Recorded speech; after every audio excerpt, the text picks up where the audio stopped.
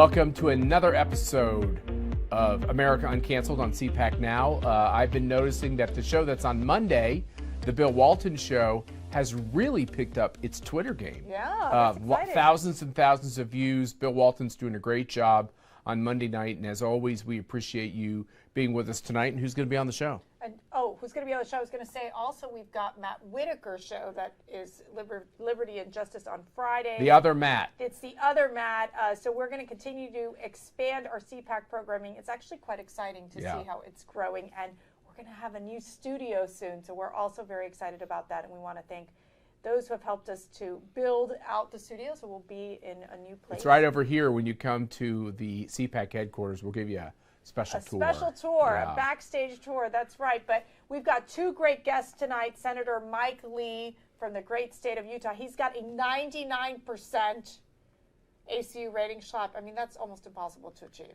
Yeah, look, he sets the standard of conservatism in the Senate, and Ted Cruz does too, and a few others. Just much like Jim Jordan does in the House, sets the standard for conservatism. I don't know what Mike Lee got wrong with the 99%, but I know him well enough to know that he'll probably explain to me what that was. Right. Well, he's going to give us an update on what's happening with the Supreme Court justice hearings that are happening right now. The Ketanji Brown Jackson.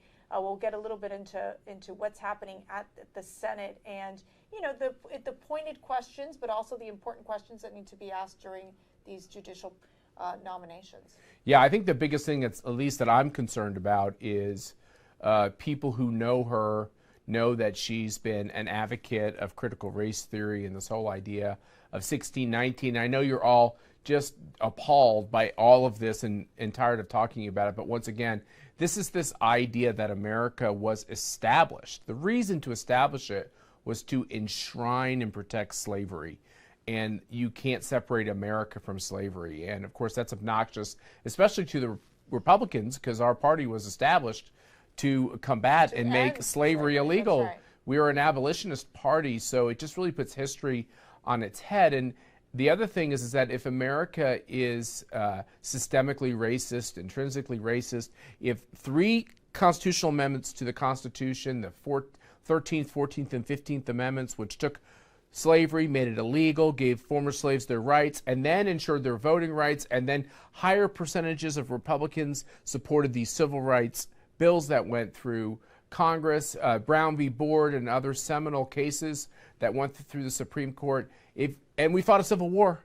If all of that can't finally get rid of slavery in our law, if they won't accept that, then what can you possibly do? It means they think America is a bad place. And I don't want anybody on the Supreme Court that doesn't believe that America can repair her laws, as we did with all those things I just mentioned. That's right. I want to go ahead and play from the Senate hearing. Senator Marsha Blackburn addressed this issue, asked Ketanji Brown Jackson about critical race theory and how she has basically been such a huge advocate, that being Ketanji, for critical race theory. Let's take a listen.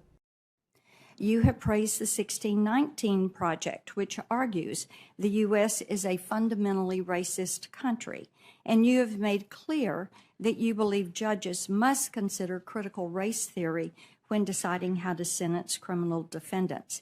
Is it your personal hidden agenda to incorporate critical race theory into our legal system? So that was Senator Marsha Blackburn in her closing statement during this Senate hearing of Ketanji Brown Jackson. Obviously very alarming. But Matt, the reality is she most likely will get confirmed. I mean, she's got the votes to get it done. Well, can you name the last time the Republicans actually knocked back a nominee to the Supreme Court from a Democrat? I can't even remember. Yeah, a very long time ago. I think it was when Lyndon Baines Johnson was president. Right. And it wasn't the Republicans who knocked that person back. It was actually the Democrats who knocked them back. We have a history, the Republican Party has a history of giving a president wide berth on their nominees to the court and their nominees generally. And at the same time, the Democratic Party has done a great job of battering and bruising and bloodying every nominee we put forward. If you were a Trump nominee to anything, they tried to hold you for years. And this asymmetrical approach to nominees it's unsustainable. So I think it's good when I see these Republicans getting a lot more aggressive on this nominee. And once again, we can't have picks to the United States Supreme Court who believe that, who foment this idea of racial division and really racial segregation. And so the answer to you is, I don't know. What do the people of Arizona and West Virginia think about putting somebody on the Supreme Court who believes that America's a bad place? Yeah, I mean, that's gonna be a challenge, and I think that it's important for them to bring this up. But one of the things I think what we learned during the Kavanaugh hearings was that was clearly to try to kill off Kavanaugh and really embarrass him and his family. It was such personal attacks by the Democrats. The Republicans tried to break his spirit. Yeah, they tried to crush his human spirit. I don't think you're going to see that. I think you're going to see very strong questioning coming from the Republican side on issues stemming from abortion. I know they had asked her about court packing. She kind of gave the non-answer, and that's what you see a lot of these judges do. They just do not really give very specific answers. Even Ruth Bader Ginsburg, while on the court, said court packing was a perfectly terrible idea. Right. And so that's something that I also think we can. I think it's a very fair question to a nominee to say, you know, we shouldn't politicize the court by having majorities change that number so that they can get people who would vote their way on the court. That's not the way the court should operate. Right. Well, we're going to keep a close eye on this. I know you're going to talk to Senator Mike Lee more about what's happening with this SCOTUS hearing in the Senate. And we also are going to have Penny Nance join the show. And, you know, Penny Nance is president of Concerned Women for America. She's going to be talking to us about work that she's doing to protest the NCAA in hoping to protect women's sports, something that it's a big issue for us here at CPAC as well. Yeah, no, Penny is leading the charge with this complaint at the Department of Education to make sure that we can protect girls and women's sports. This is something that people have really focused on throughout the last year, especially with this ridiculous result in the women's swimming NCAA final meet. And to see this biological male grab the top honors was, I think, really jarring to people. I was at an event for at the school of one of our kids, and it was amazing. Like, every parent, if you walked around, they were all talking about it. Like, they just couldn't really believe it. So for those people who aren't that political and don't realize the chaos that's going on with all of this, you know, what we call the desecration of these institutions, foremost in this battle is protecting girls and women's sports. That's right. And, you know, we did send out a letter to NCAA, I would say about 6 months back, or addressing this issue, basically saying that we need to do what we can. They should change their rules back to just ensuring that it be biological women, biological girls that are able to compete in sports. And we've seen more and more states that have banned these biological males from competing in women's sports as well. So this is something that we're keeping a close eye on, very involved, and looking forward to talking to Penny Nance about it. Yeah, absolutely. And where are you off to? Well, I'm going to let you interview Senator Mike Lee. You're going to let me handle the interviews? Absolutely. And then we hope you enjoy the rest of the show, so stay with us. We'll be right back.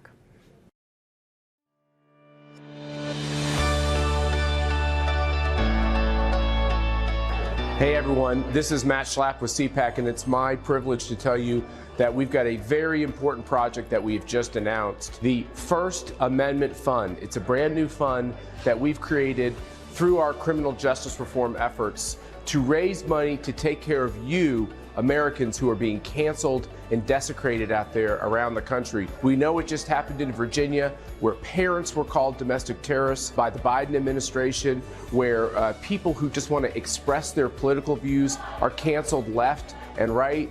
Now we have this terrible specter of a vaccine mandate where you can lose your job or be prevented from going to a restaurant or go to school according to your vaccination status. These are all the things that are happening in this country that are making people realize that America is in a fight to defend the principles that have made her great. If you want to be involved in this important effort, please go to conservative.org, click the link for the First Amendment Fund.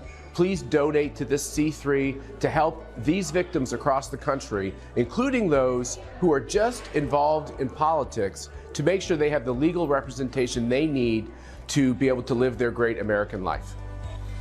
Welcome back to CPAC Now, America Uncanceled. I'm sure you're glued to your TV sets. Actually, I don't really watch TV anymore, but you're glued to media in whatever form you get it because there's so much going on. But nothing is more important from my standpoint with, unfortunately, a politicized judiciary than any opening to the Supreme Court. And who better to discuss any judicial question or constitutional question than the Senate's professor with an ACU lifetime rating of basically 100%, 99% plus, Senator Mike Lee from Utah. Senator, thanks for being with us again.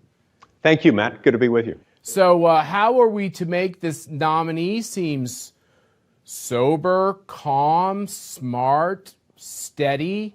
In the end, none of that means that much. What are conservatives to think about what's happening so far? Yeah, look, she's likable, she's experienced, she's got great academic credentials, and there is a lot to like about her. There are also questions that need to be asked, and questions that I've begun asking her and will continue to ask her throughout this process. I really do want to know more about her judicial philosophy, and I explained to her today a little bit about why that matters. You heard yesterday from members of the Senate Judiciary Committee two competing visions. You had one side of the senators on the committee who were saying your job is to interpret the law and apply the law based on what the law says, not based on your own policy preferences. You had another side that was literally telling her, you've got to see the ramifications of your rulings and focus a lot on the fact that your rulings might deprive someone of health care options or of this or of that. Now, obviously, judges do see that their rulings have ramifications, and they do need to take into account how they craft their opinions so that they don't inflict excessive, unnecessary damage on others. But these kinds of suggestions we heard yesterday from some Senate Judiciary Committee Democrats is of a different sort. It's actually encouraging her to make policy, to have policy outcomes in mind when she makes rulings. That's not what a judge is there for. Yeah, it does seem like for Supreme Court nominees picked by socialists, it's a dangerous game because they have to hint to the one side of the dais that, yes, the Constitution is a living and breathing document that must be interpreted in the modern context, and the judge is the great kind of like social engineer. And by the same token, to the other side of the dais, they have to pledge support to the Constitution. I always find it tricky, and I think I would listen to all your questions. I think one of the things that bothers me is in the 4 years of the Trump administration, it was amazing how many times he took executive action and a judge, including this Judge Jackson, would stop it, at least temporarily, and she was overridden, I think, on two big cases. Is that relevant? Yeah, it is relevant insofar as it reflects on her judicial temperament, the degree to which she displays judicial humility, and the need to interpret the law without regard to the political or policy implications of the case. So these are all questions that are going to be asked to her. And I also asked her, and I know others will be today asking her, about her rulings related to the sentencing of criminal defendants who have been convicted of child pornography offenses.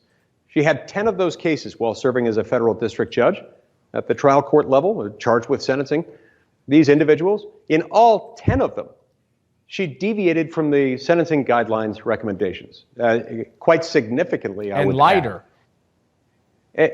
Yes, in every circumstance, she departed downward. I mean, she issued a significantly lower sentence than that which was called for. Now, when a judge does this, the judge is supposed to be making some kind of determination that there's something about the guidelines that it takes this case out of the heartland of cases of this sort.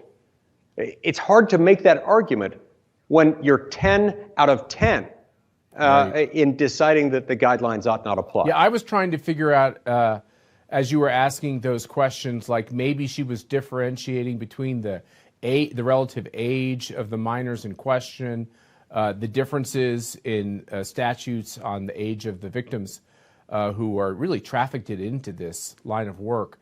But she really didn't give you much there. I was trying to give her the benefit of the doubt. Like maybe there's a rationale here that you don't just see when you first look at the issue. Well, and I was hoping she would give me such a differentiator, such a distinction, Matt, but she didn't. Now, to be sure, there was one of those cases, the most significant downward departure she issued involved a case in which I believe the guidelines range was something like 97 to 124 months, if I'm not mistaken. And she gave the defendant 3 months. Now, that's pretty dramatic. Wow. That is a very dramatic downward departure. Now, in that case, the defendant was only 18 years old. I suppose I can understand why that might be a reason to depart, but I'm not sure it's a reason to depart that much. And it certainly doesn't explain the other cases where the defendant wasn't in that same age bracket. I also think it's dangerous because I think some of her supporters have used the cause of criminal justice reform as a rationale for why she might not follow these sentencing guidelines. And you know, I know at least here at CPAC that bothers us because we've never really thought that child pornography was an area where the government has been too aggressive in its prosecution. Right. So I thought that was a kind of a perverted use of criminal justice reform. Right. No pun intended. Right. And look, when we're looking at these offenses, these are not offenses at the margins of what people think are reprehensible. Matt, there is no conduct imaginable more vile, more reprehensible than sex crimes against children. Right. And that's what these are. You can't produce this stuff without committing that kind of assault. And then you perpetuate that assault and almost make it a perpetual, ongoing assault throughout the life of that poor child when you do this. So why this would suddenly be lumped in with, I don't know, criminal justice reform for the low-level, nonviolent drug offender, the person whose sole role in the offense involves that of courier or mule, who's transporting a small package without really knowing what's in the package. I really don't know how you could lump that into the same cause for criminal justice reform as this, nor do I understand her purported attempted justification in the hearing, which, by my reckoning, seemed to turn on the notion that our laws don't always take into account the fact that in the modern era, these materials are transferred and received and stored through computers, through electronic means, thereby making them more ubiquitous, easier to obtain. I don't think that's a mitigating factor at all. If anything, it's an aggravating one. This shouldn't make a lick of difference about whether you're going to downward depart from federal sentencing guidelines applicable to the most vile offenses known to man. Yeah, I mean, whether you're keeping these materials in a big box hidden in a closet or they're on your hard drive, to me that's the same thing. I didn't really understand that as well. Then you brought up this term humility, and I think you meant it within the context of a judge using his or her own ideas in determining whether or not, for instance, a president has the ability to have wide discretion on enforcement of our securing our border. We also have had this question about the benefit of the doubt, which is a little bit of a Senate humility, which Republicans seem to have much more of than Democrats, where we tend to let Democrat presidents, when they pick people to serve in their administration or serve on the court, there's almost been a stance to, well, you know, we want to make sure truly terrible people don't get picked, but the president has a right to pick nominees to fill vacancies. Over time, as a lot of Republicans have been slimed and smeared and knocked back for positions on the court, we saw what happened with Brett Kavanaugh. And it seems like many times not even a finger is laid on the records of a lot of these Democrats. Are your colleagues changing their posture on this idea? Well, Joe Biden, you know, he gets to make these picks. Is our scrutiny and our stance much more aggressive these days? I think it's gotten a little more aggressive with this administration than it had been in the previous Democratic administration. Meaning the biggest thing that I see changing is that as my colleagues saw how nominees of President Donald Trump were treated systematically, not just with Supreme Court and other judicial nominees, but across the board, how poorly they were treated, how recklessly and aggressively and uniformly the Democrats stalled everything as much as possible. And when they've seen within this administration the extent to which this administration is willing to nominate people who are at the far left, progressive, extreme fringe of the Democratic Party, there has been additional reluctance, as there should be, to go along with things in the way we have in the past. Do you think it's a disservice to this nominee that the person who picked her, Joe Biden, basically said in advance he was going to pick a black woman to fill this seat? Does that put her at a disadvantage? I know some of your Democratic colleagues are saying people are on the Republican side are questioning her legal qualifications because, you know, of an affirmative action pick. Would it be better for everybody if we just left the identity politics at the door and just pick the very best people? And just imagine this, Matt. Let's imagine that the president, I believe he had already decided who he was going to nominate.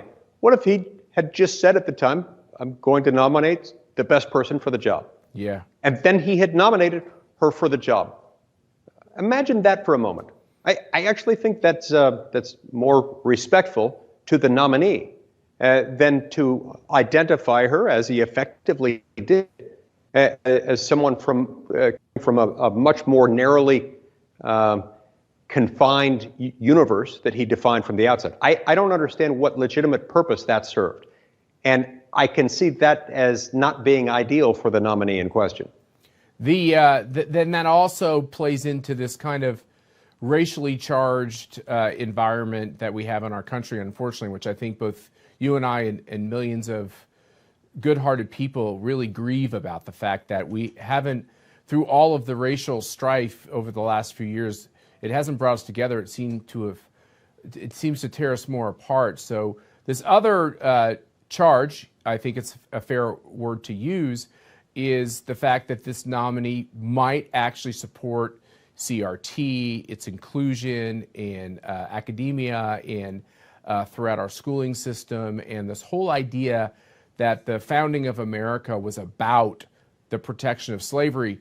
That's a real troublesome concept because it means America can never improve or cure the birth defect of slavery, and it really means America really is a country that you wouldn't want to be patriotic towards. Is that a fair line of questioning, or is that out of bounds? Yeah, I think it's really important to be asked those questions, especially of a nominee who has submitted presentations, made presentations talking about the fact that sentencing law involves statutory construction, constitutional law, administrative law, so far, and critical race theory. It's like the moment on the record player when somebody bumps the record player and you hear the needle make that horrible screeching sound. One of those things is not like the other. One of those things doesn't belong on the list. And I don't understand why that's an appropriate consideration in that context. It does involve constitutional law, statutory construction, all of those things. I don't know why critical race theory has any appropriate place in the application of federal sentencing law. Yeah, it's troublesome because obviously critical race theory also purports this idea that your membership in a classification society can be the most dominant aspect about an individual, whereas us as people who believe in individual rights have an opposite view. Yes, and Matt, it's not just in any classification in general. It's this particular one, and I talked to her about this today. Race in particular is something that we fought a war over and we amended the Constitution over. We fought that war and won it, and we amended the Constitution specifically because we came to the conclusion it is wrong to discriminate on the basis of race. And government should never be given that option. She acknowledged today that triggers strict scrutiny under the Equal Protection Clause of the 14th Amendment of the U.S. Constitution. When government acts, when it treats people differently on the basis of their race, when it's government acting, they can survive that only if they can demonstrate that this is the least intrusive means of advancing a compelling governmental interest, which is a very difficult, nearly impossible standard to satisfy, as well it should be. Bad things happen when governments treat people differently based on their race. I can't agree with you more, Senator, and we're going to be tuning in and watching you and your colleagues as you ask these critically important questions. We talked with Rick Scott the other day, and his attitude was he couldn't imagine supporting anybody, including this nominee, if she actually does believe in critical race theory. So it's a very important question. I think she's determining what that answer is going to be. She knows it's coming. She knows what she said in the past, and she knows she has to explain how she can synthesize those comments with a love of America and her founding and being a patriotic American. So we look forward to what you might have to say. Very quickly, 2 of the 4 days from CPAC were removed from YouTube, including the president's speech on Saturday, but then all the content on Sunday as well. I interviewed Lou Holtz, the great football coach. I don't know what he said that was so outrageous, but that conversation had to get pulled down. You know, a lot of your colleagues, I can go through it, it's like ambassadors, governors, senators, congressmen had all their speeches pulled down. When is this lunacy going to stop, sir? It's going to stop when these companies realize that there are consequences to what they're doing, when they come to terms with the fact that they've been granted special privileges under federal law. Those privileges are there to enhance the free exchange of ideas in a free society. Those privileges, traceable in many instances to Section 230 of the Communications Decency Act, should perhaps it's time for us to consider whether we condition that immunity that they enjoy under Section 230 of the Communications Decency Act to whether they're willing to, on the basis of the viewpoints of those who appear on their sites.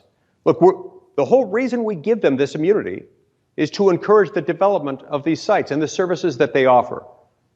And if they're just going to use these for discriminatory purposes, I'm not so sure we have to or should grant them that immunity. Well, I think President Trump, one of the reasons they pulled down his speech last year in Orlando, this year he spent a very, I think, constructive amount of time talking about the Zuckerbucks used in the elections and the fact that these big tech oligarchs clearly were doing everything they could to pick a winner in the race, and that winner was not Donald Trump, obviously. I think it's outrageous when the president has a very clear evidence trail on Zuckerbucks in the election for then Facebook to pull down that speech. I think that's very troubling. Yeah, troubling indeed. And let's remember that Facebook still has the Ayatollah Khamenei. Right. He's still fine. He hasn't been removed. There are all kinds of people saying horrible, vile things every day. This is why when I've asked Mr. Zuckerberg and when I've asked Mr. Dorsey at Twitter to name me one person on the left who has been taken down, suppressed in the same way that conservatives in vast droves have been taken down from their sites, they couldn't do it. I asked them this question in 2 different settings, 2 different hearings, 2 different committees. They drew a blank both times. That's telling us something. I have a feeling they were. I wish there could have been a thought bubble over their heads. Senator Mike Lee, we appreciate everything you do, and thanks again for your hard work up there in the Senate in this very important opening on the Supreme Court. And we're going to be right back to CPAC Now, America Uncanceled, after this short break.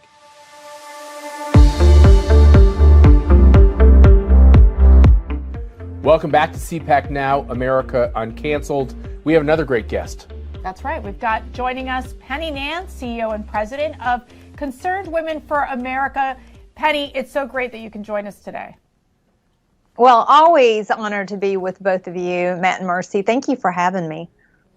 Well, there's a lot going on. Yeah. Matt, you want to get started? So first of all, you are pushing back on this idea that biological men can destroy girls in women's sports, take the trophies, take the medals. We just saw this at the most recent NCAA swim meets. Tell us about what you and Concerned Women for America are doing to protect girls and women in sports. Thank you so much for bringing that up. Yes, and you all know about this and have been supportive of Concerned Women for America's efforts now for several years. We took the lead on this as the nation's largest conservative women's organization 3 years ago, and we're sounding the alarm. And really, I think the rest of the country really just caught up with us. We knew behind the scenes what was happening, what was starting to grow, not just at the college level, but all the way down to elementary schools. And And at this point, the country has recognized that sort of this whole gender theory is an existential threat to women's sports. And by the way, it's just not conservative women who are concerned about this. That's right. We have linked arms years ago with Women's Liberation Front, women that are self-identified radical feminists, women that don't agree with us on anything, but have worked very hard to make sure that women's civil rights are protected in education. So in 1972, Title IX was passed with a Democrat, Patsy Mink, as its sponsor. Women on the left fought for this, but it's all being undone now by the fact that men, biological men, can simply declare themselves women and take women's trophies, as you said, Matt. So CWA, again, has worked to educate people, worked against this because it's an issue in federal law, too. The Biden administration, on day one, passed an executive order declaring, pushing forward on this issue. And so we have taken the lead now. This is our third civil rights complaint as Department of Education. We won on the first one during the Trump administration against Franklin Pierce University.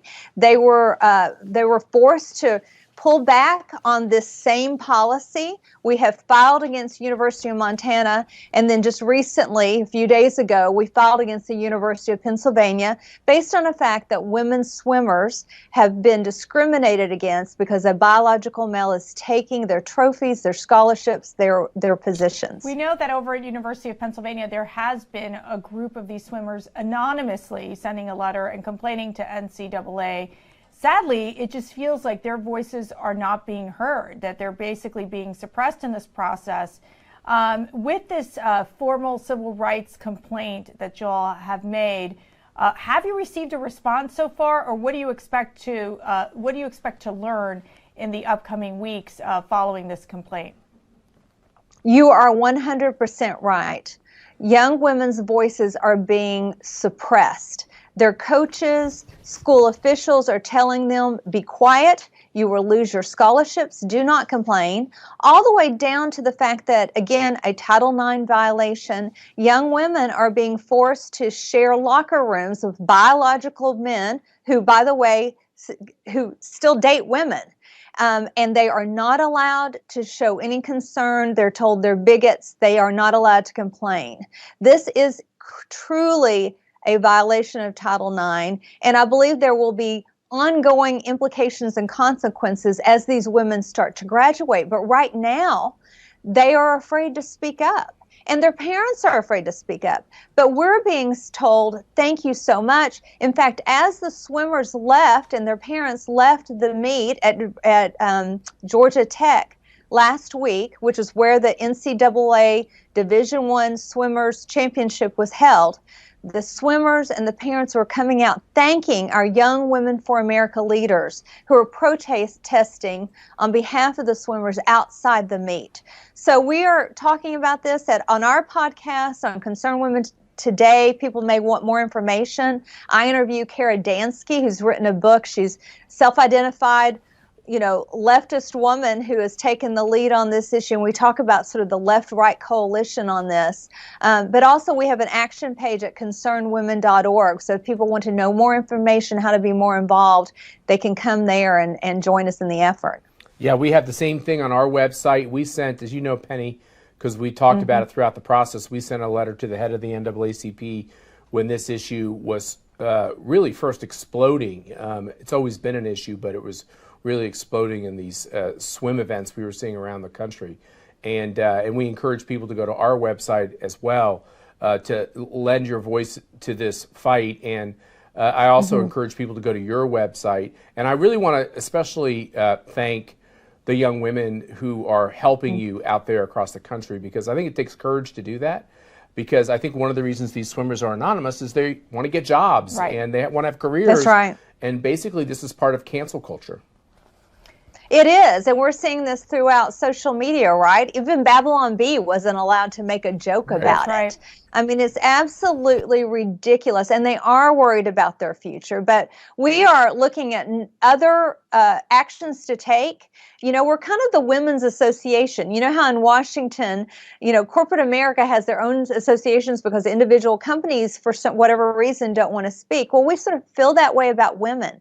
We're saying the hard thing that they're thinking, but they're too afraid to say out loud. And they are so grateful for it. And we want to be able to shield the identities of these young athletes who are too afraid for their future, afraid of being canceled. It's wrong that they feel this way, but we've got to make sure the voices aren't silenced. That's right. And that we are able to allow little girls that dream about going to the Olympics or dream about winning these medals, or be able to swim in college or play in college sports, that their rights are protected, which is what's failing to happen right now. But you know, this is not only happening on the fields, in the basketball courts, or on the swim meets, or at the swim meets. It's also happening at our Senate hearings right now, with the interesting questioning that's happening with the SCOTUS nominee, Judge Ketanji Brown Jackson. Let me play this clip for you from Senator Marsha Blackburn. Can you provide a definition for the word woman?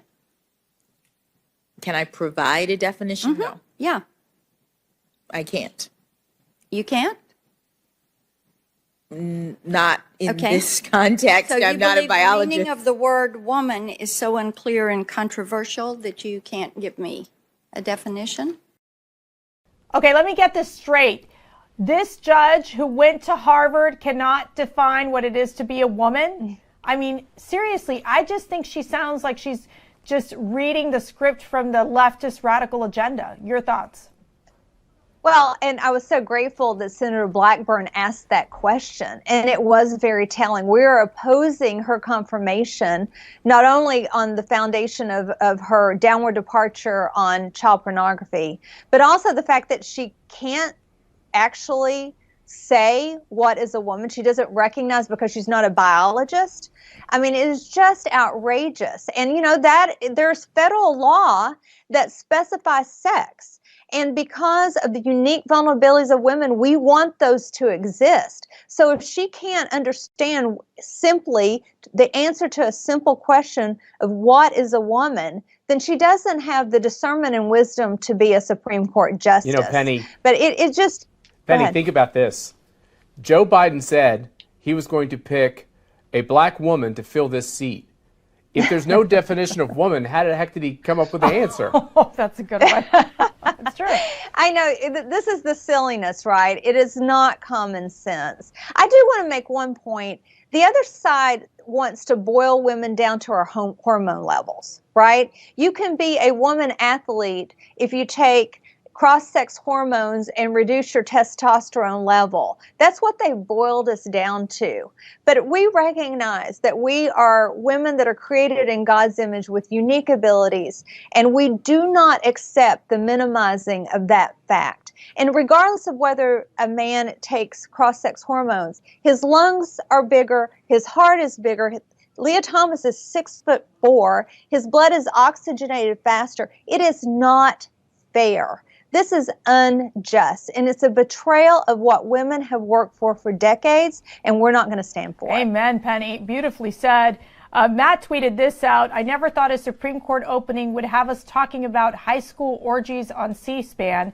Now I'm shocked that we have to have the talk with a nominee about mommy parts and daddy parts. Well said, Matt, as you always do. I mean, again, it is, you know, it's silly but it's really heartbreaking because you have introduced into the school system the question that for the vast majority of little boys and little girls never existed. And that is, was I born in the proper body? Well, the truth is, down to the cellular level, are you biologically male and female? We can do a blood test and find out what you are based on nothing else. Certainly, gender dysphoria is real. Certainly, I don't doubt that Leah Thomas has struggled, and I have compassion for him. I pray for him, and we all need to feel that way. But we also need to have compassion for the young women who have worked most of their lives for this moment and are being discredited and demoralized because of the wants and needs of one person. And you never get to replay these moments. For all of us who, I was probably a poor athlete in high school, but for all those who competed in high school or college, you got your one shot to get it done, and these people were unfairly barred from having a true chance to do that. And I think you can have compassion, as you said so eloquently, but have righteous indignation over the injustice for these female athletes. You know, John Kennedy also asked this nominee an interesting question. So I'm going to do my best John Kennedy impersonation. Judge Jackson. You have a better Trump impersonation. Judge Jackson could not define, couldn't even try to define what a woman is. And she also fumbled on this question of, when do you have your equal protection rights in the Constitution, or when does life begin? So I ask you, Penny. Let's look at the clip. Oh, you want to look at the clip first? We'll look at the clip. When does life begin, in your opinion? Senator, I don't know. Ma'am? I don't know. Unfortunately, Penny Nance, you're not the nominee on the Supreme Court, which would be really good. How about I do my best impersonation of John Kennedy? When does life begin? Life begins at conception. We recognize in Psalm 139 that we're fearfully, wonderfully made. God knew us in the womb. That spark of light and dignity in that moment that God creates life cannot be snuffed out without damage to our souls, right? And damage to another human being. We want to have that conversation. But if she doesn't even know what a woman is, and she's not going to, by the way, her writings suggest she has an opinion that's different than that. Her writings in which she is working alongside NARAL and big abortion shows that she actually is very radical on that question. So she's done a little bit of, dumbing down of her answers and silencing her own views. I understand why, but it's not the whole story. But we recognize the truth, and, she is a radical nominee, and therefore we have to oppose her. We have no other choice. She's a very smart woman. She's a very a woman who has done amazing work, very competent woman, but she is just wrong on the issues, and her perspective on the Constitution is wrong. Yeah, I got to tell you, it's very scary. But one thing we know about the Democrats is that if they pick a nominee, it is 100% left. Yep. Obviously, we're seeing this being exposed during the hearing, where you have a judge that has no respect for womanhood, or no respect for the dignity of life, for the dignity of the unborn. It is such a tragic state of affairs that we're seeing right now. And to know that she will likely get confirmed, I mean, it just shows you why elections matter and why it's important to have, strong conservatives winning the presidency in order to ensure that we can get our Supreme Court nominees through.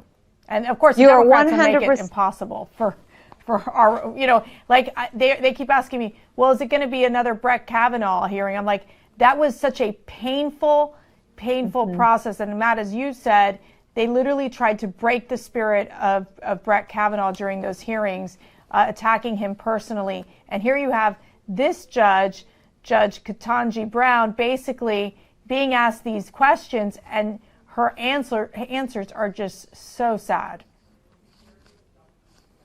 Penny, last Yes, thoughts. I mean, well, again, thank you all for having me on. And, we don't play the game of personal destruction.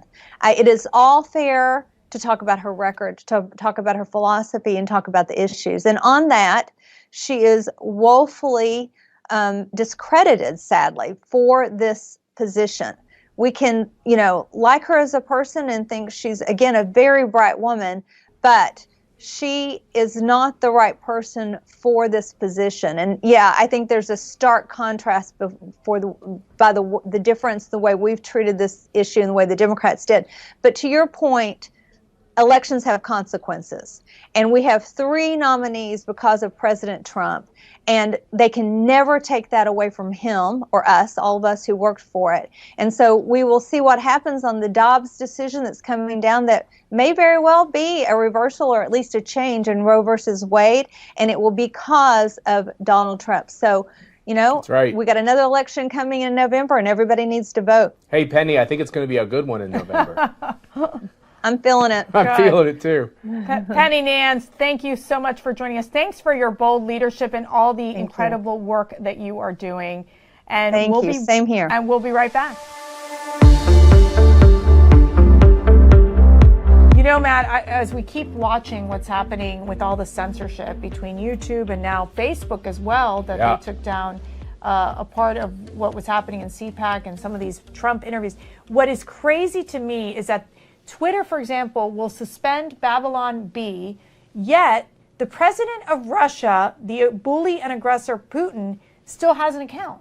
Yeah, there's no sense to what these fascists from the big tech companies are doing. Here's the great irony is President Trump's speech and a couple of days of CPAC activity. Senator Rick Scott tweeted out last night that his speech was also taken down at CPAC. So we have, you know, ambassadors, senators, governors, multiple congressmen. Activists. All had their speeches taken down. And Yeah. what are these government officials going to do to you, Twitter and Facebook?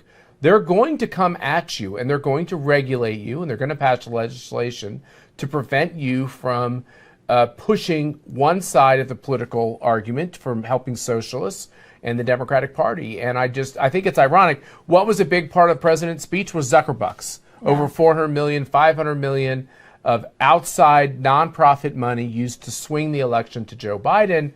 I don't think Facebook likes that when President Trump talks about that, so they cancel his speech. And we're on to you. We understand why you want that speech canceled, because you don't like the content of that speech. Well, guess what? The American people are big boys and big girls, and they can handle political content that they don't agree with. And if they can't handle it, then go get a safe space and a puppy and a box of crayons. But you don't get to cancel the speech of the people you don't like. Exactly, especially with the hypocrisy that we're seeing on how, you know, our former president is treated and then Putin is treated. It's outrageous. How about how terrorists are treated? They all have their Facebook pages and their Twitter accounts. Yeah. The people that come after CPAC and make the most scurrilous of charges, they all have their accounts and they all have their pages. But yet we constantly get throttled by these companies. And I'm telling you, we used to sit on the sidelines in a lot of these battles because we tend to be laissez-faire and free market when it comes to questions of regulating private companies. But we're not going to have that position anymore. We are coming after these companies. We're going to regulate them. We're going to break them up. We're going to do whatever it takes to make them stop, because they're dividing America. And if America continues to be divided like this, we're not going to be the United States of America for very much longer. That's right. Well, thank you all for watching, and we'll catch you again tomorrow. Good night.